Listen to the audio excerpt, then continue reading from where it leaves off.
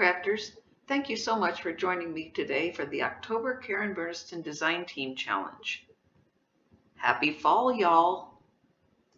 I'm going to show you how I made this double spinner card with lots of fun details and dies, all from Karen Burniston. This is a fun card to make, so let's get started.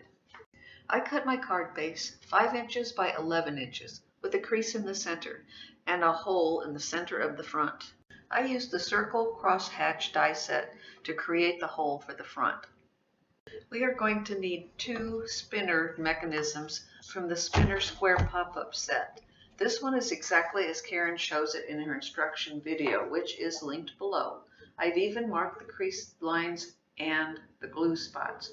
This one, however, needs to be reversed since we want it to move in the opposite direction.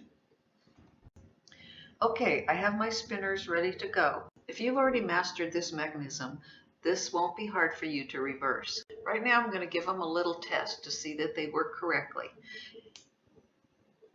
Looks like this one is perfect, just the way Karen did it. The second one is good as well.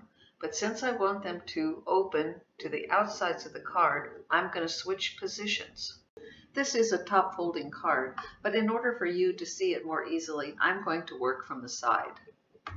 I have my mechanisms orientated in the direction that I want to put them in the card. I've already marked the center with a pencil. The mark will never be seen once the card is put together. I'm going to do one at a time. I tried doing both at the same time, and let me just say, it didn't work out so well. Now I'm going to position the mechanism and add glue to the top, and then I'm going to close the cover onto the glue, being sure that it's lined up in the crease and in the center. After patiently waiting for the glue to dry, when you open the card, the mechanism should be on the inside of the cover. Now we're going to do the same thing one more time.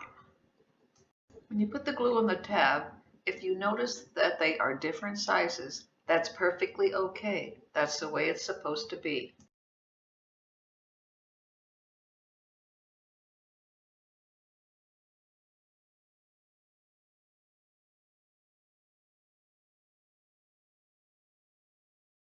Once again, you're going to close the cover onto the glue.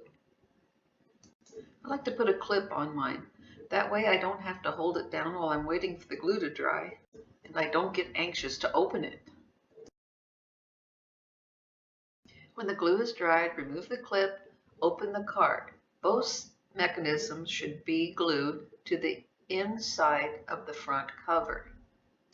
Okay, looks like the way I planned it. Next we're going to add glue to the remaining 4 spots. And then we're going to close the back of the card onto the glue. And once again, patiently wait. The first time you open the card, it may seem a little stiff or reluctant, but just gently open it and then work it a few times. That will loosen it up and it'll be ready to go. For this card, our spinners are going to be rectangles, measuring 1.5 by 3 inches. Add them to your spinning mechanism by adding glue in an L shape, avoiding the part that tucks behind. That's what makes it move. Add it to the card, keeping it within the confines of the card base. Add the second one exactly the same way. I like to give a little test each time I add something to the card.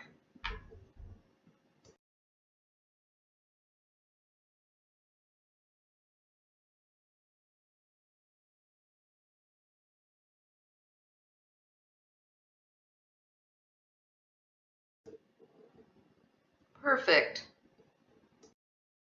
Okay, now we're going to add another rectangle. This one measures 4 by 4.25, and I have marked it on the back with the measurements, and I've also marked the center point. It's 4 across and 4.25 high. I am now going to add glue to the 2 squares that are closest to that round opening. Be sure to keep neat in the box.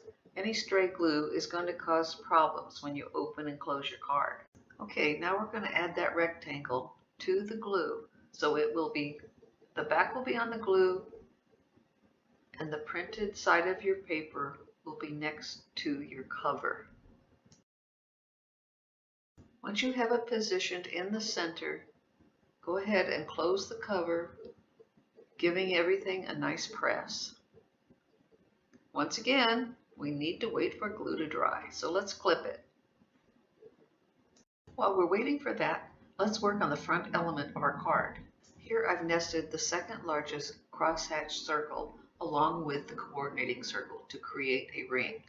Using the tree pop-up and the autumn elements, I created some leaves and some twigs. I went ahead and attached some of the leaves to the back of one of the rings.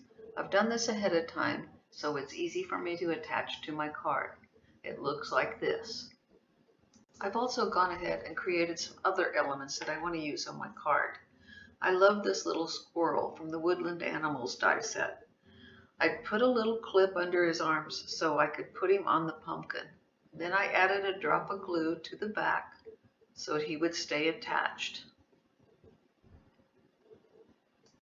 And since he's popping out of the pumpkin, I decided that I would put the top of the pumpkin on his head.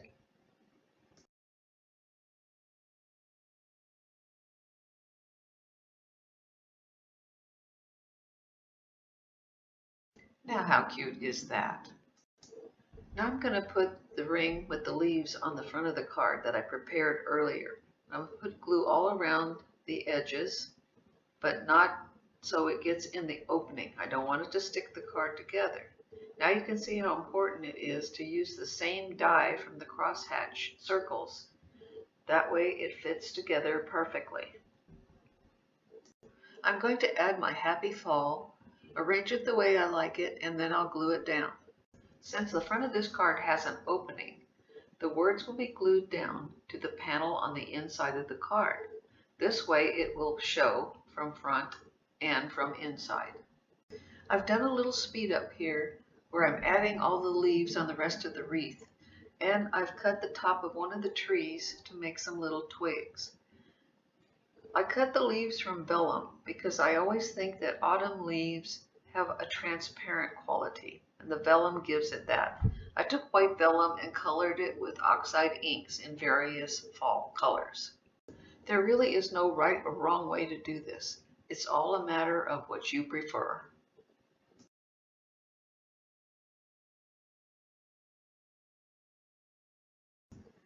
For the final touch, I added a twine bow.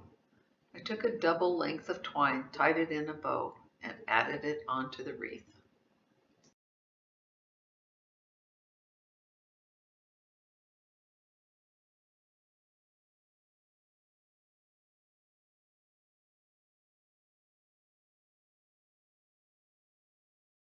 Okay, all is well on the front of the card, but it is at this moment that I realized that I had an oops moment.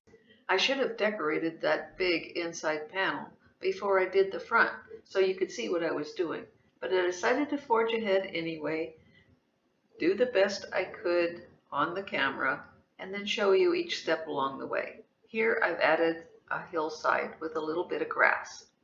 Next I'm going to add a pumpkin to that little hillside. You can't see it right now, but I'll show you in just a second.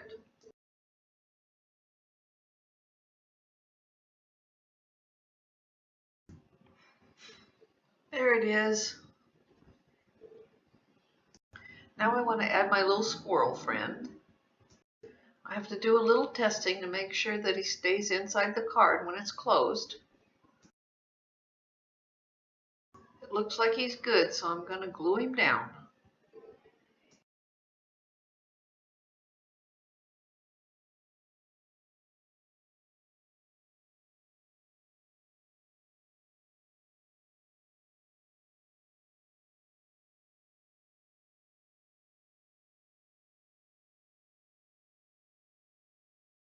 Now I just need to add the words and a few finishing touches.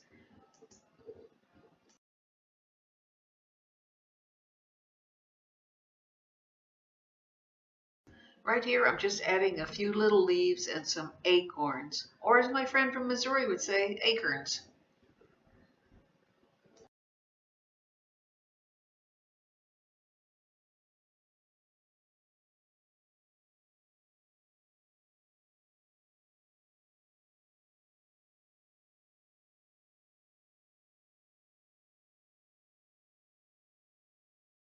So that's it. The card is now finished. Thanks for joining me, and I hope you'll stop by my blog, which is linked below, to see all the details on all the dies that I've used for this project. I'll also have any measurements that you may need. Until next time, happy fall, y'all!